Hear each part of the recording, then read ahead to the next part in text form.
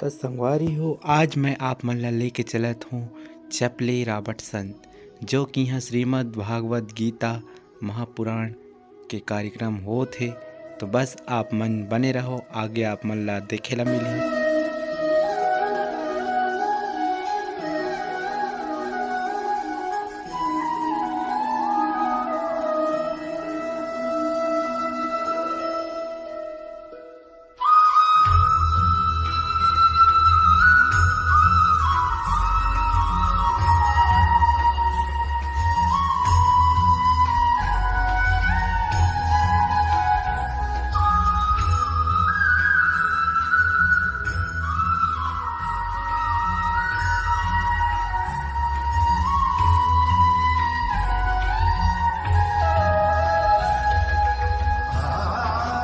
जय जोहर संगवारी हो।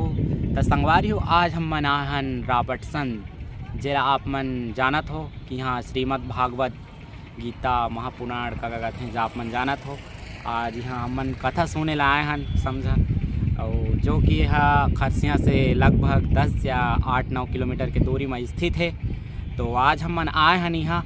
तो आज यहाँ के आप मन ला फुल ब्लॉग देखे ला मिलही। बस आप मन अपन दया में आशीर्वाद बनाए रखो। आप मन ला आज लेके चलत हूँ मैं वो कति, और अभी हम मन पहुँच चुके हैं। आप मन देखो रोड के कुछ आत रहते तेकर आप मन ला व्यू दिखाएं। तो अभी हम मन पहुँच चुके हैं। बस आप मन ला एक कति के व्यू नज़ारा आप मन ला दिखाए ले बाकी है।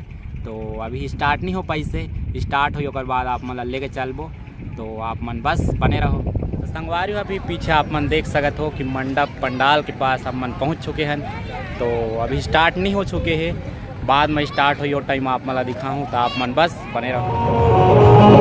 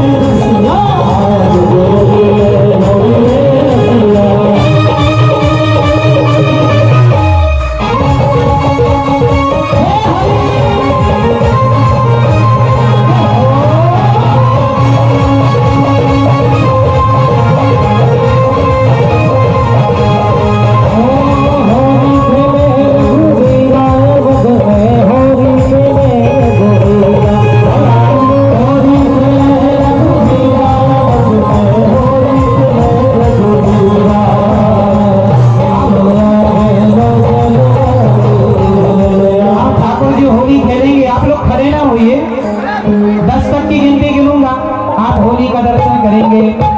9, 8